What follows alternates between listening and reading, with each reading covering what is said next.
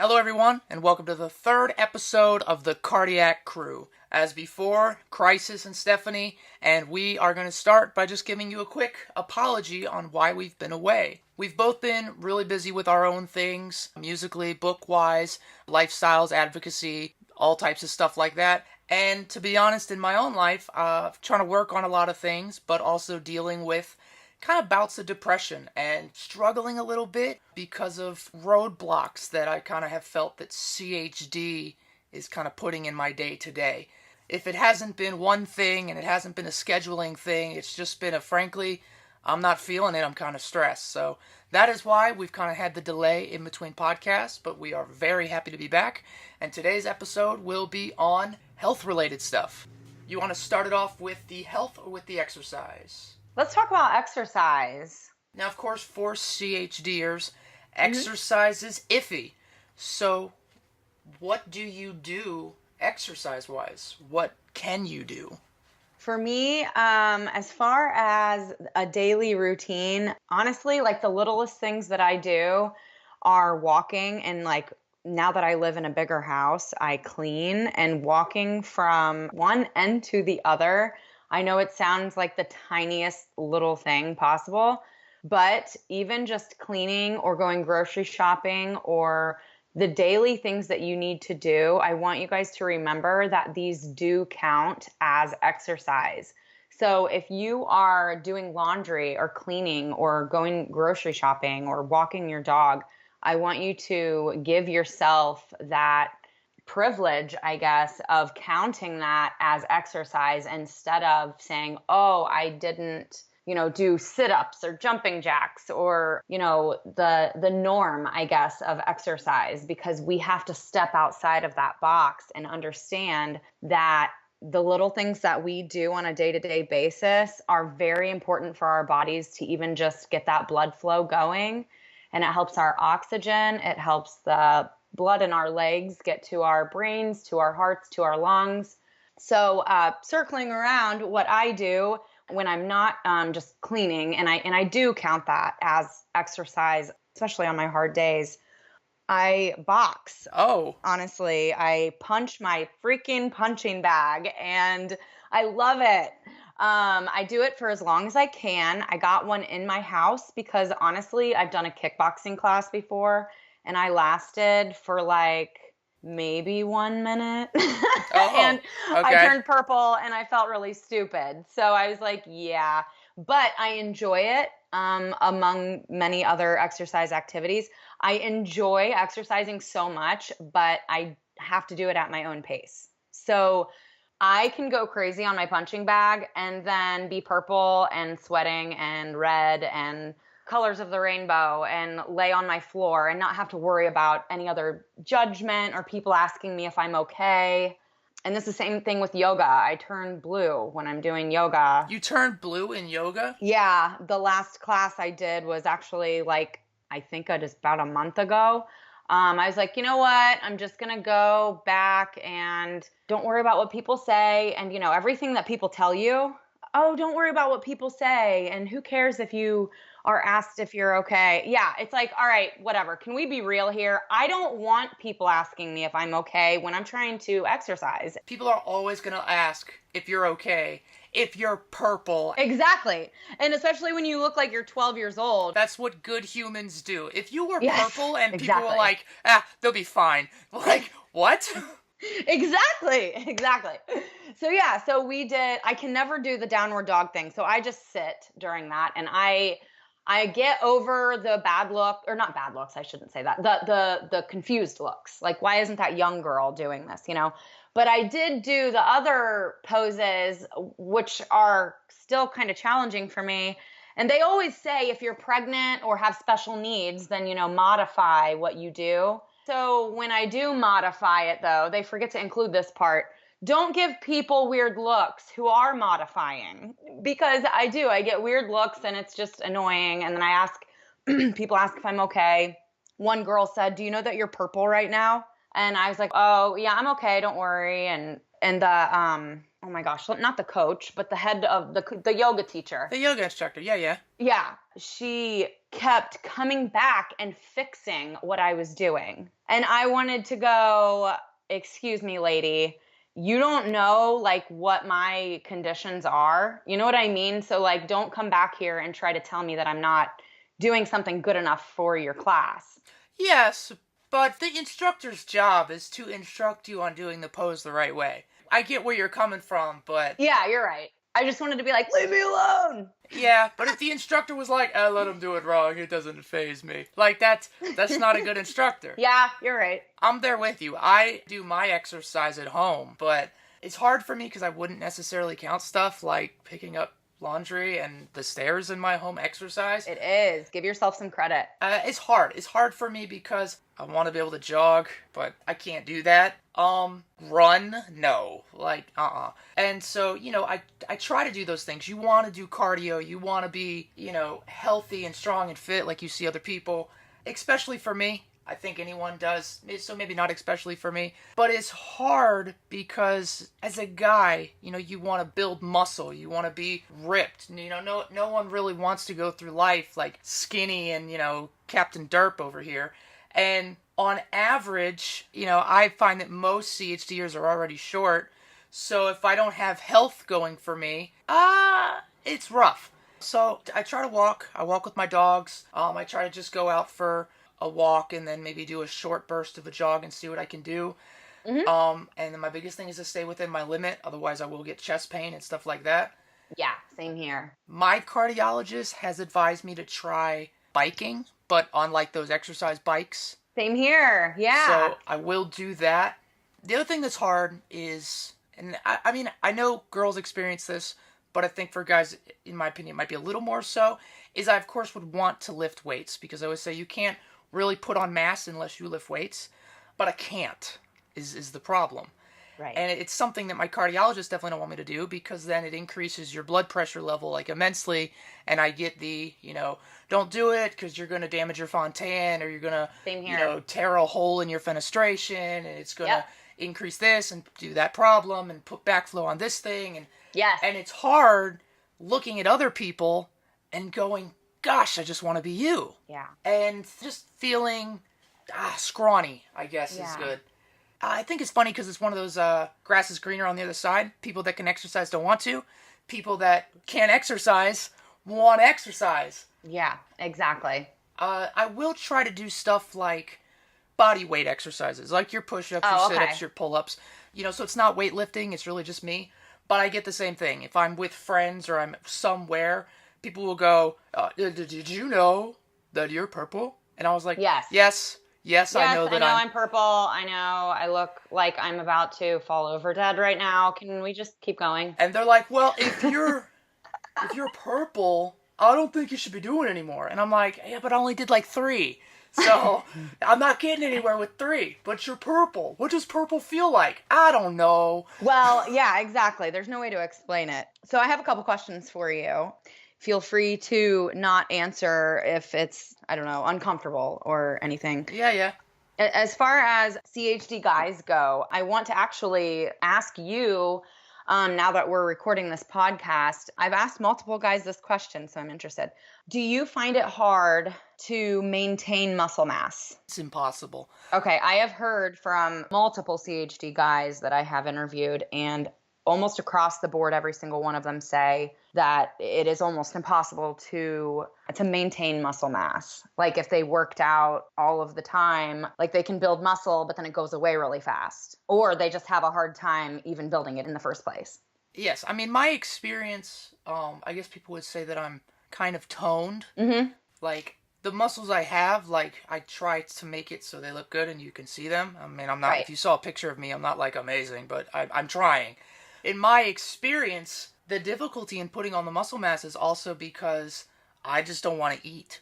And my cardiologists have talked, because I've spoken with other cardiologists about it, because to me, eating is not even something that's, like, enjoyable. Like, I don't really get hungry. And I don't know if other people feel this way. Me too! I'm not really hungry, so I just know, like, oh, it's eating time, and I have to put food in my face just because I know, like, I'm supposed to eat now. So your body can, like, survive. Right, but I don't have an appetite. Me too. It's annoying. Like, eating is annoying to me sometimes, and then sometimes I love it. It's weird. But go ahead. So Sorry. I spoke to my cardiologist, and they said, "Oh, well, because of your low cardiac output, you might have decreased appetite." And I was like, "Oh, well, that sounds awful."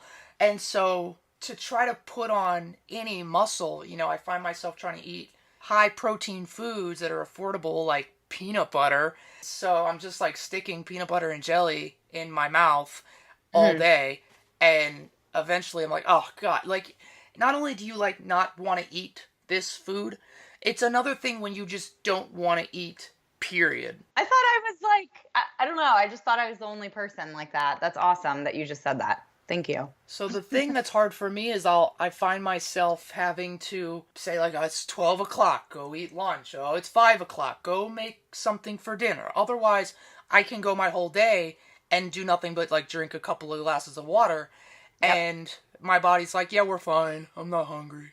Yep. But then, if I do that too many days in a row, my mom or people, friends will be like, are you okay? You look sick. You look skinny. Your face is sunken. Like, what's wrong with you, dude? Yes. Oh my gosh. Sorry, I get the same thing. No, no. I mean, let alone trying to get muscular, trying to just look like the normal people. Yeah, exactly. Well, commenting on the eating thing, actually, that's been more of a new thing for me, actually, because in the beginning of my, like, especially through my teens, I was like known for being able to eat an unnecessary amount of food. And like, I could eat so much food. It was crazy. And it was just like weird because of how tiny I was. But now I am finding myself like I don't even want to eat. And it's been like that for a couple years. I'm like, it's so weird. I thought it was something with my hormones or something weird with like, I don't know. I had no idea. And so it's very interesting that maybe this could be a cardiac issue because I mean, as I'm getting older and I've had too many strokes this year and things just, just a couple different things have been happening that have never happened before, cardiac wise in my life. It's weird. I swear, I feel like I could go a week without eating and not even care. My boyfriend would be, like, hey, what do you want? And this happens all the time. Nothing. The answer is always nothing. Yeah, I always say, I don't know because I genuinely don't care what I eat because I don't want to eat. It kind of annoys me that I have to eat. I agree with you because, I get the question, what do you want for dinner? What do you want to go out and get for lunch? Mm-hmm. And I'm like, I don't know. Like, I don't care. And they're like, what do you like? And I was like, it tastes like food that I have to stick in my mouth. But I don't want to. So my question to listeners is this something you experience? Like, put it in the comments or the Reddit or wherever, put it on YouTube. Or to you, do we just sound crazy and you're like, I hate exercise, No exercise for me. I got CHD. Yeah, and I love food, which is, I mean, you should love food. That's like normal. Because if you have that, then, gosh, I don't know. One of us is living the good life. Well, one thing I have dug into with CHD, which this is off topic, so maybe we can touch on this in a future podcast, is eating disorders. What I've come up with that through speaking to mainly females about it goes back to being fed with an NG tube and being, starved essentially for the beginning parts of our lives. From my understanding and from what I know of, many of us were not able to breastfeed. So, and like we couldn't suck on a bottle because it's too much strain on our heart. There's just a whole lot of data that I've discovered, and maybe somebody else has too, I'm not sure. And so if anybody has any comments or questions about that, then maybe we can do that on a future episode. I would say that the eating disorder, I don't know anything about like the infancy. I know that in my experience, my mom has told me like, yes, I couldn't have breast milk, because I was so many months on, tube fed and stuff like that. And I couldn't keep down food and I threw everything up and it was very difficult to feed me.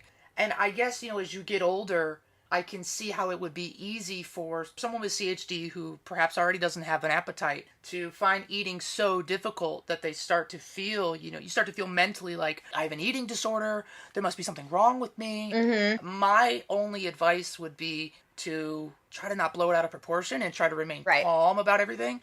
Because in my experience, I've always tried to just not panic about my health and just say, well, if I didn't eat any food today because I forgot or I wasn't hungry, I can't stress it now. Like, I would just go have a healthy snack and we'll just try to make sure we plan a lunch tomorrow. Right. Well, and as far as our livers also, having enlarged livers, which I've been told mine is huge. Okay.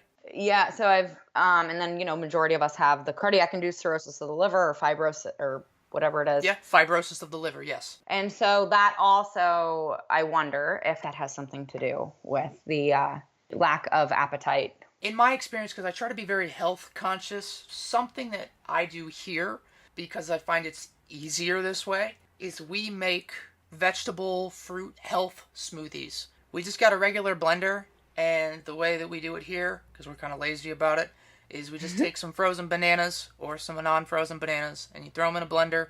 The reason you put bananas, in my opinion, is because they have a really strong taste. I know people that don't like bananas, and so then I don't know what you're going to do. Yeah. You put a bunch of bananas, and then you put in all the nasty stuff, like kale and lettuce and, I don't know, carrots. Cucumbers, celery, cabbage. Put your chia seeds on top and your flax seed, because people say you gotta eat that stuff. And then you push the blend button, and it turns this disgusting brown color. Yeah. And you're like, ugh. And then you drink it. Oh, add fruit. I forgot. Add I was going to say, you have to add the good stuff to be able to drink it. Go get the big bag of frozen fruit at the grocery store and throw in all the strawberries and cherries and stuff on top. Makes it sweet. Yes, there you go. But I've had friends, and I'm like, do you want some? And they're like, no. What are you drinking? I'm like, it's a health smoothie. They're like, why is it brown? I was like, well, when you mix all the colors, it looks like blech. Why is it brown? My boyfriend has said that before. I'm like, just drink it. Trust me, it's really good, I promise. It's good. It's really good. You don't taste the nasty stuff as long as it's got lots of bananas and stuff. And it feels good to like cleanse your body also, So I think it definitely is helpful for every single organ in our body, especially the liver. Cucumbers, I know for a fact, cucumbers and celery help cleanse the liver and detox the blood and balance your pH in your body. So always include cucumbers and celery with your smoothies if you don't like to eat them. I know I have like a list on my computer of top healthy foods for the liver and for the heart. Put a sprinkle of turmeric and make sure you add like cardamom to your meals and spices like this and eat berries and all that stuff. So on top of that, for trying to be healthy, the big thing for me is it's really easy to eat unhealthy food. And eventually I just had to decide, like, I'm not going to go out and purchase this anymore. Because it hit me, like, I went through the grocery, and I thought, I'm just going to grab a 2-liter of soda, because it's buy one, get one. And I was like, yeah. Because you always have that thought, like, I'm young, so I'm not going to get, like, cancer or something.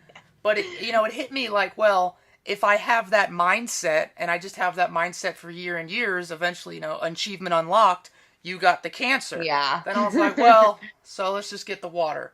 And, like, for me to drink water, I had to just eliminate sweet juices and stuff. Yeah. Because otherwise I didn't reach for the water, because I was like, no. And to be totally honest, like, I have, like, a gallon of water that is in my room, like, by my desk, because laziness never fails, and if the water is downstairs, I will not go get it. Yep. So I just sit dehydrated in my room. Exactly. Too far away. Yeah, if it's not in arm's reach, I'm like, no, it's like, what? I gotta exercise to get there? Exactly. See, exercise. You got to walk to get there. You can count that in your exercise credits for the day. Get up and go get your stupid water and then include it in your step. 15 steps downstairs to get the water, then 15 steps back up. Now I'm out of breath. Ugh. I sound like I'm 700 pounds, but I can barely hit 130. Yeah, I understand. I was wondering if you have any closing thoughts or questions that you would like to ask any of the CHD guys. Because honestly, something that I have been trying to do for many years is get guys to talk more, which is why I'm so excited about you being so open with yourself. It's amazing. So, do you have any other thoughts, like especially regarding exercise and how you feel skinny and scrawny and what does that do to your mental health? Or maybe that is for a future podcast. Let me think. Okay, so let's see. Questions for guys. Do you feel stressed about your weight, your physique, how you look? I mean, I would think, of course, you do, because I think that self-consciousness is normal. But if you feel that way, what do you do to cope, to move forward? Because I work to be positive and optimistic and all that stuff, but when so many things I want to do, people go, what? No, can't do that. Why? You got the CHD. And I'm like, oh, yeah, whoa, what a wonderful life we live. And there's just those things you just can't do. And the more and more you grow up, and the more and more you have to become an adult and start adulting and start trying to become a normal functioning society member, the more you notice, like, I can't do that, can't do those things, can't go there, can't do that activity. And I'm not trying to be depressing, because I do my best to say, I have this avenue, I have that avenue, I'm going to follow this path, I'm going to try this thing. But it's tricky sometimes to get around those roadblocks, especially when some of those roadblocks are definitely permanent. I would say about a couple years ago, coming up now because time flies, I actually did a video. It's not an amazing video, but I did a video about always finding the open door. And the video is called How He Lives with Half of a Heart. My take has always been, okay, these are the things I know I can't do. There are some doors in life, because they always say when one door shuts, another door opens. There are always doors in life, and some doors are shut. Like scuba diving or increased exercise, you're never going to be the next bodybuilder Arnold Schwarzenegger. Maybe, but likely not. Hey, stay optimistic, but let's see what happens here. And it's so easy to look at the shut door and just live your life staring at a shut door and have time pass you by. And so my goal has always been to find those open doors that I can do. Because of course you can do things like be an author, Love it. be an artist, be a musician. And there might be some limitations to how much you can or cannot do with those things. But I am an artist and an author and a musician and a poet, and I've performed on stage and I've done these things. So my life is full. Despite being able to scuba dive, I can do these things. Exactly. On the flip side, I, of course, understand that you have those days. And two of the things that I've said quite often. Some people complain like they've been dealt the worst circumstance. But a lot of people's difficult circumstances, they built them. They built their own difficult circumstances. So what's so hard for me with CHD is I don't have CHD as a fault of my own. You know, I didn't have a bad habit and now I have CHD. Right. I didn't make a bad choice and now I have CHD. I was just stuck this way, and it's like, okay, figure it out. And It's one thing you want to have the most incredible dreams and dream to be amazing. It's another thing to wake up sometimes and go, oh my gosh, I wish I was normal. It's a balance to recognize reality but not dwell so much that you slip into depression. Because with CHD, I don't get a regular health checkup. You know, you can go through a day where you feel like a ticking time bomb, and you have to overcome that and say, what can I do? Who can I be? What can I create? What statement can I make? So, yes, I agree. Don't have a bunch of can'ts. Can't never could, because can't never tried. You can make it work, but it's not easy. Well, and the things that we do try that we really actually cannot do are out of our hands. Like you can't go scuba diving, for example. Right. So let's see. So we got health, exercise, stress. I do want to talk rest a moment. Mostly because I hate resting. I hate feeling like a bunch of time is slipping by, and I can't do anything except lay here and put my feet up because I'm in a lot of pain. Exactly. You feel like you are literally wasting time on this planet because all you have to do is sit there and put your legs up. And it goes back to one of my main sayings, which is our bodies cannot keep up with our minds. And it is a complete torture of the mind. I don't know how to say it, I guess, but it makes you crazy. No, I think it does. I think that's very fitting. I think it is kind of like being tormented in your mind, especially when you have things you want to do, even if it's basic things you want to do. Like, man, I wish I could go do this today, go to the beach today, go out with friends tonight. Exactly. I think as far as this episode goes, I wanted to touch on one more thing regarding a comment you said about depression and not letting it slip. And when you do find your depression slipping into, or yourself slipping into depression, and then depression slipping into like debilitating PTSD or anxiety or just another level of depression where you literally cannot get out of your house and you are just like a constant stream of thoughts that are eating you alive, really. Sometimes that feels like you cannot control that. And it's resources like this that can help you pull yourself out of that mindset and get encouraged to know that, number one, you're not alone. And number two, we've all been there, I think, on some level. And number three, that you can rewire your brain, but that's another subject, but you can pull yourself out of depression with help, with therapy or medications, or there's many resources. And again, that's I could talk about that forever. So I just wanted to comment on that. No, I think you're absolutely right. And I had said something earlier that the moment I said it, I thought, oh, I actually don't believe what I just said.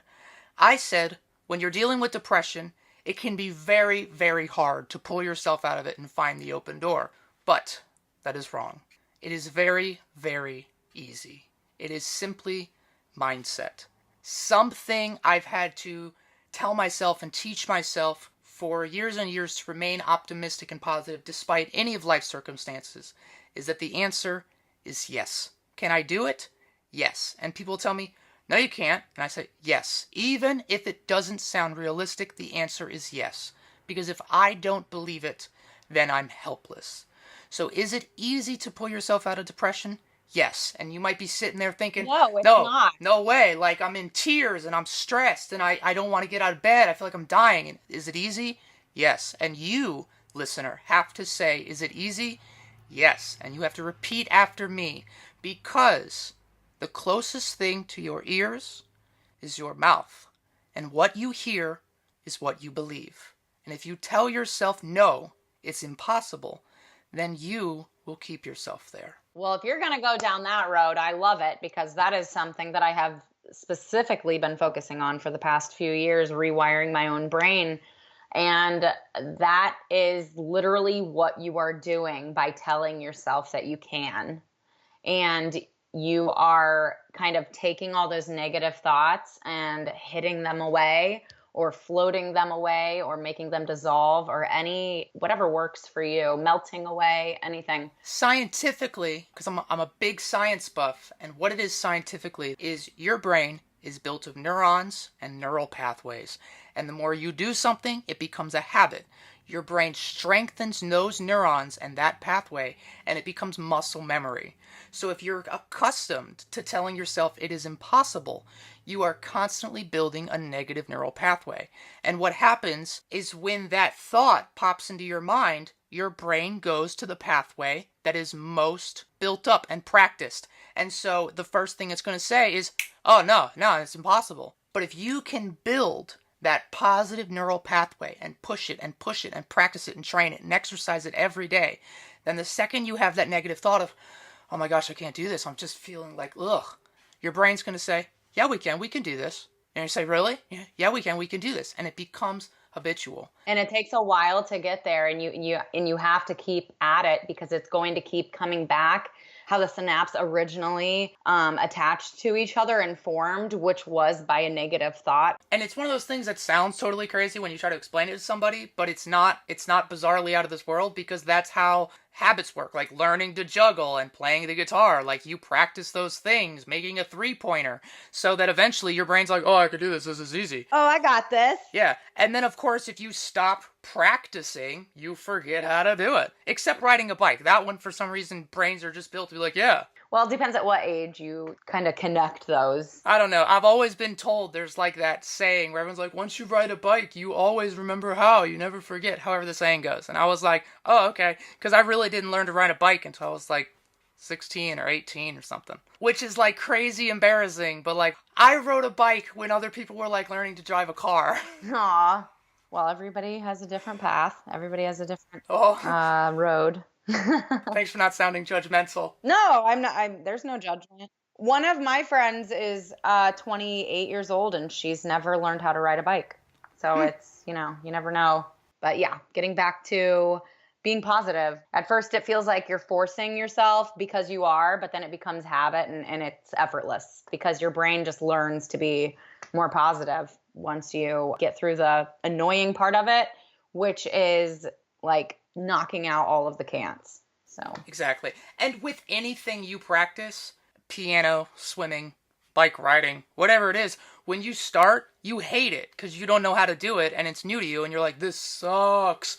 But then once you've mastered it, you're like, this is the best thing in the world. yes, so true. So here's what I will say. We've been talking for, looks like almost an hour. So when I cut it down, it'll be like 40 minutes or something, give or take. So Okay. to all the listeners, thank you for listening. Please let us know how you feel about health. How do you deal with drinking water instead of soda? Do you drink health smoothies? Do you take vitamins? Do you do yoga? Do you exercise? How much can you do before you're like, I'm going to collapse? What color do you turn? Yes. And do you include your daily activities like cleaning and walking from one end to the other or up and down the steps as exercise? And if you do not, I highly recommend that you give yourself the credit to or for it. If you're a man or a woman, how do you feel about your physique? Do you have an appetite?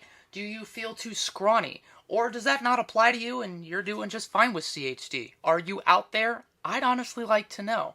Do you rest? And finally, how do you stay positive in the ups and downs? So, thank you so much for listening. Put your comments down below in YouTube or jump over to the Reddit and post them there. If you have any questions you'd like to ask us, same again, put them in the comments or put them on the Reddit and we can either respond to you right there or maybe even do a whole episode on them. So thank you so much for tuning in. It is always a pleasure. I'm happy to be back. My name is Crisis. And I'm Stephanie. And we are the Cardiac Crew. Thank you. Peace. Woo! Mm-hmm. That was a loud bang. I'm sorry, my coffee cup just spilled. No! Sorry, God. CHD fail. Go ahead. All right. We might leave that blooper in. So,